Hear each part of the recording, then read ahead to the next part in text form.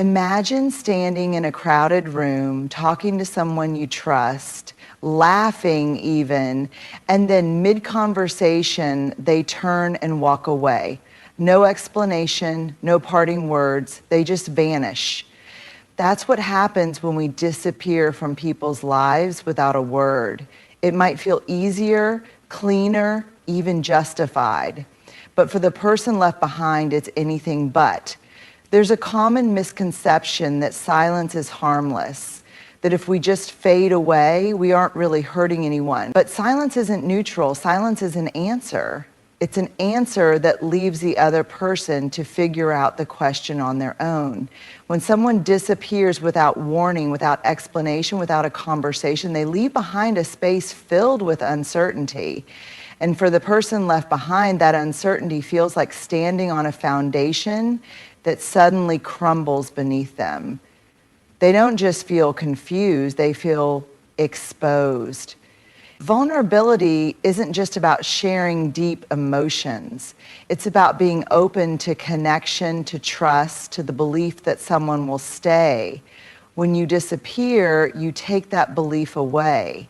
See, vulnerability is a two-way street. When we let someone in, whether as a friend, a partner, a mentor, or even just a trusted presence in their life, we are making an unspoken agreement. I see you, you see me, and in that we matter to each other. But when one person breaks that agreement by vanishing, the other person is left standing alone in that space, still open, still vulnerable, still waiting for a conversation that never comes. And that waiting, that's where the pain sits. Because human beings are wired for connection, and when that connection is suddenly cut off without reason, it forces the person left behind into an uncomfortable and painful vulnerability. They begin questioning, did I miss something? Did I do something wrong? Was I too much or not enough? This kind of uncertainty is one of the deepest forms of emotional discomfort because it removes control. The person left behind has no say in the ending, no chance to ask why, no opportunity to speak their own truth. They are simply left to feel, and that feeling, raw, exposed, and unprotected, can be unbearable. It's easy to believe that avoiding a hard conversation spares feelings, but in reality, it often does the opposite. It leaves wounds that take much longer to heal. When someone disappears, the person left behind doesn't get the chance to process what happened with honesty or closure. Instead, they're left to sit with their own worst fears, filling in the blanks with stories that may not even be true.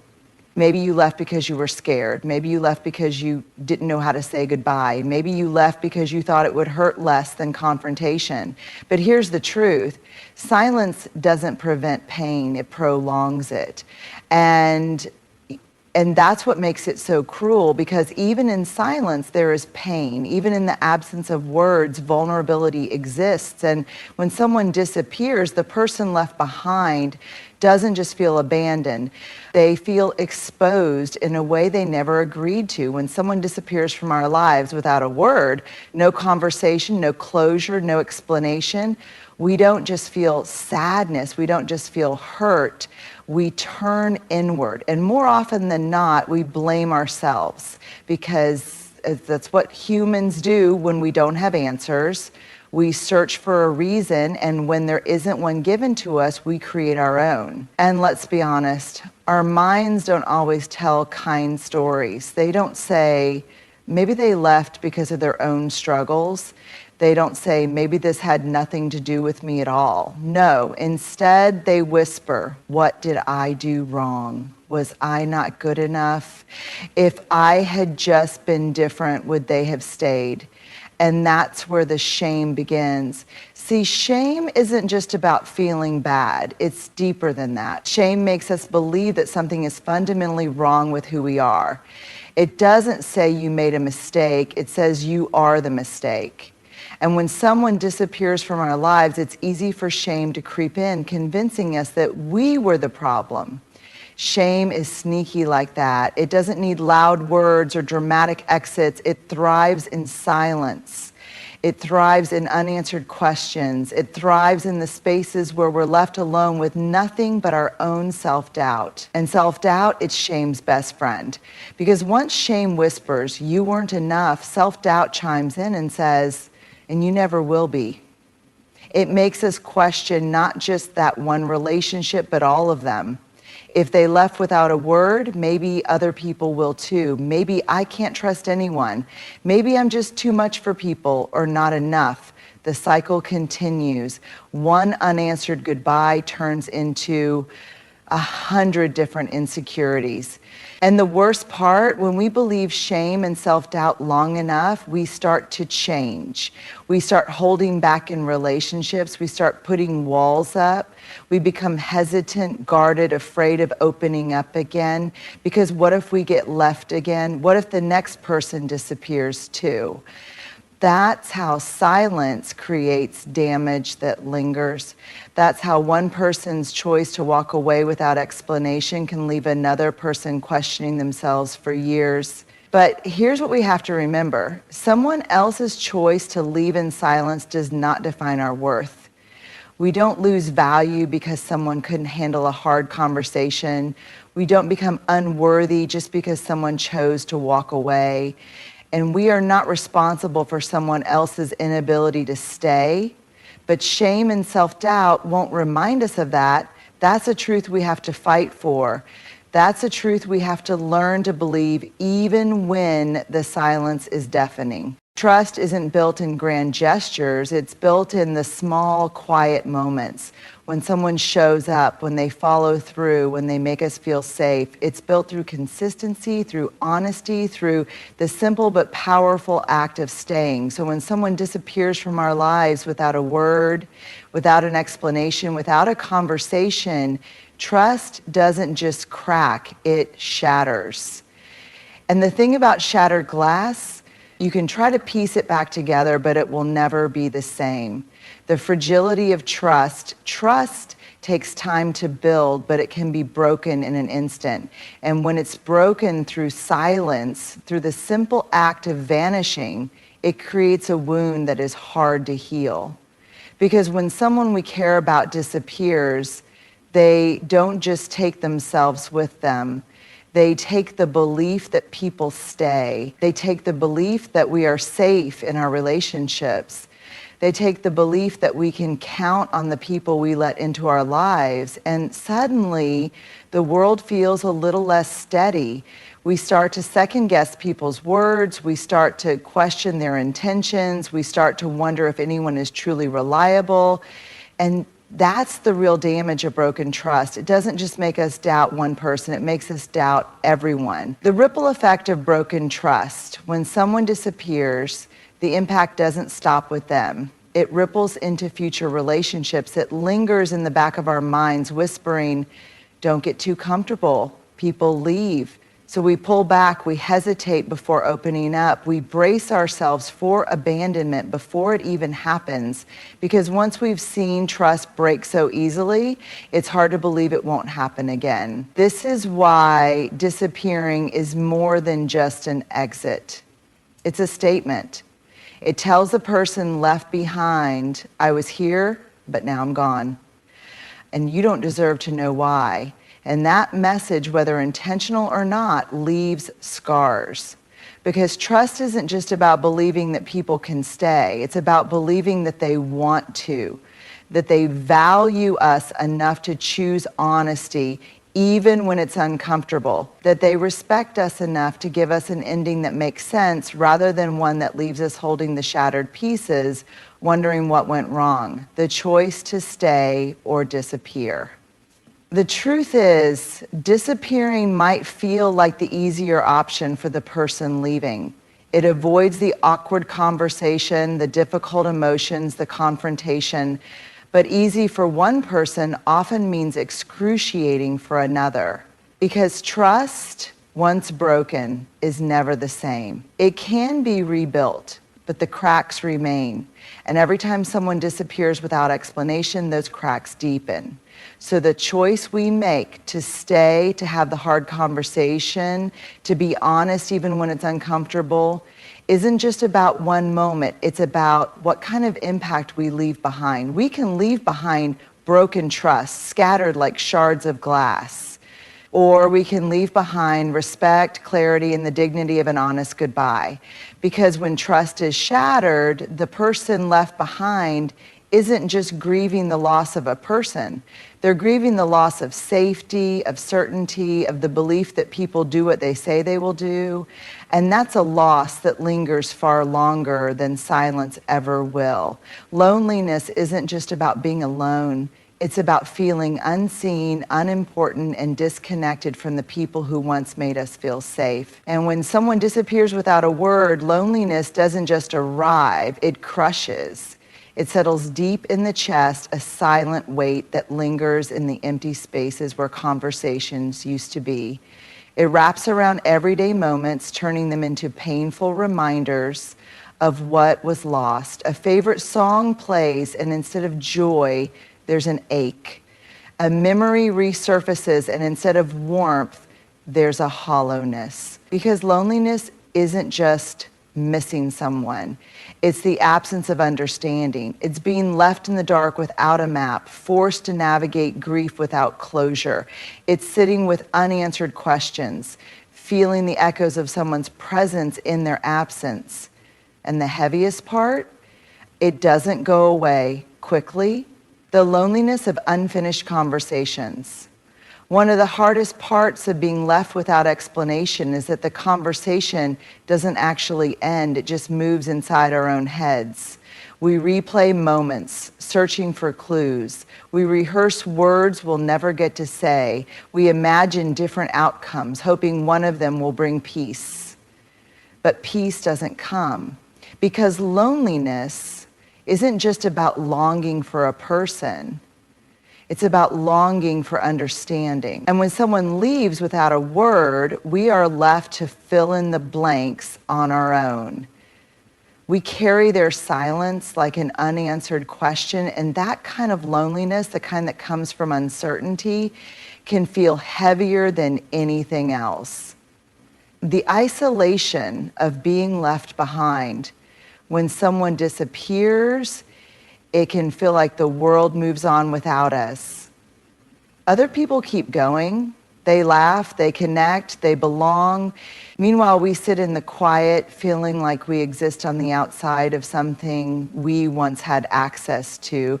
And it's not just the loss of one person, it's the loss of security in our relationships. If they could leave so easily, could others do the same? If I wasn't worth an explanation, will I ever be worth one? If they're fine without me, does that mean I never really mattered? These thoughts isolate us further, making it harder to reach out, harder to trust, harder to believe in the very thing we need most, connection.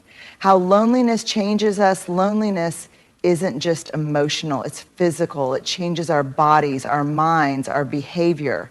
Studies have shown that loneliness can impact sleep, increase stress, and even weaken the immune system.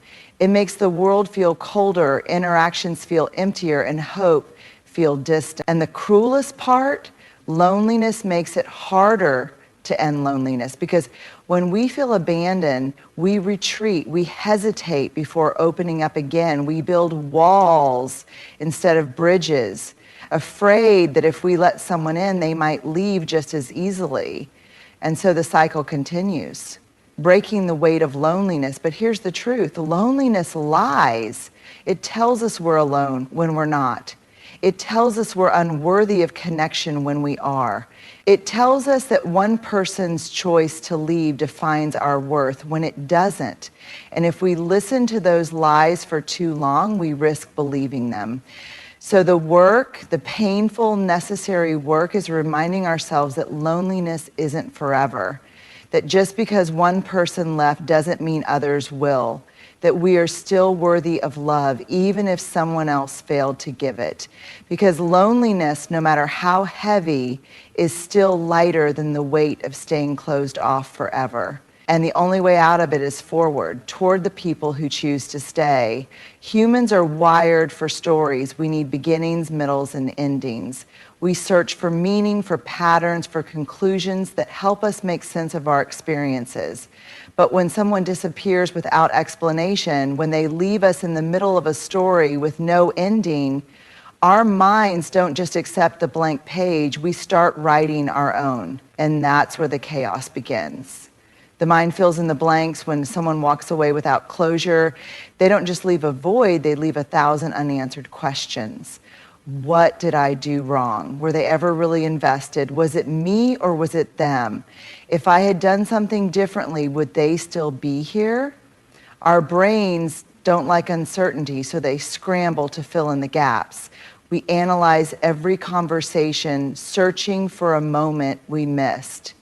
We replay memories, trying to pinpoint where things shifted. We create theories, some logical, some painful, some completely untrue, just to feel like we understand.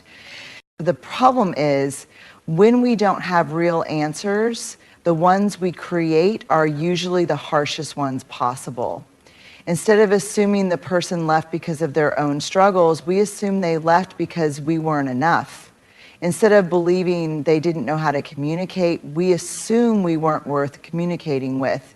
Instead of recognizing their own flaws, we focus only on ours. And that kind of self-doubt spirals. It doesn't just affect how we see that relationship, it affects how we see ourselves. The emotional whiplash of unfinished stories. Imagine reading a novel that suddenly stops in the middle of a sentence. No explanation, no resolution, no final chapter. At first you think, maybe I missed a page. Then, maybe I wasn't supposed to get the ending. And finally, maybe the ending never mattered at all. That's what it feels like when someone leaves us without closure. One day they're there, they care, they're part of our lives, and the next, gone. No conversation, no goodbye, just disappearance. And the emotional chaos that follows is exhausting. One moment we feel angry. How could they just leave like that? The next, we feel sad. Did I mean nothing to them? Then we feel desperate. I just need one more conversation, one more answer, one more explanation. It's like being stuck in an emotional purgatory, unable to move forward because the ending never arrived, the weight of unresolved feelings. The hardest part about an unfinished story is that there's no clean way to grieve it. When we lose someone to death, we grieve their absence. When we lose someone through a clear breakup or falling out, we grieve the relationship. But when someone disappears, we don't know what to grieve. Do we grieve the person? The version of them we thought we knew, the future we imagined with them, the questions that will never be answered? There's no roadmap for grieving someone who walked away without telling us why. So instead of processing the loss and moving forward, we stay stuck. We stay stuck waiting for the explanation that may never come. We stay stuck wondering if we even have the right to grieve when we don't fully understand what we lost. We stay stuck trying to finish a story that was never ours to finish in the first place. Finding closure when none is given. The painful truth is some stories don't get an ending. Some people walk away and we never get to know why. Some conversations will forever be unfinished. Some questions will never be answered. And learning to live with that is one of the hardest things we will ever do. But at some point we have to stop looking for closure in the person who left and start finding it within ourselves. We have to remind ourselves that their silence is its own answer, that our worth was never dependent on their ability to stay, that moving on doesn't mean forgetting, it means choosing peace over confusion. Because the truth is, we don't need them to finish the story for us. We can write our own ending, one where we stop searching for answers that won't come, one where we choose healing over obsession, one where we decide that even though their chapter is over, our story is still being written. Real connection isn't just about being around people, it's about being seen fully, deeply, and without pretense. And that takes courage. It's easy to keep things surface level, to show only the polished, curated parts of ourselves. It's easy to be present when everything feels good, when relationships are simple, when no hard conversations are required. But true connection isn't built in easy moments. It's built in the ones that test us, the moments where honesty is hard, where vulnerability is uncomfortable, where staying feels scarier than leaving. And this is where so many people falter, because connection demands something that not everyone is willing to give. Bravery. Why connection feels risky. The truth is, connecting with another person, really connecting, means opening ourselves up to the possibility of hurt. It means saying, here I am, this is me, my fears, my insecurities, my messy emotions, my imperfections. Please handle them with care. And that's terrifying. Because when we allow ourselves to be seen, we also give people the power to reject us, to misunderstand us, to walk away. That's why so many people avoid true connection altogether. They keep relationships light, detached, non-committal. They disappear when things get too deep, when emotions get too real, when they're asked to be present in a way that requires effort. Because disappearing is easy, avoiding hard conversations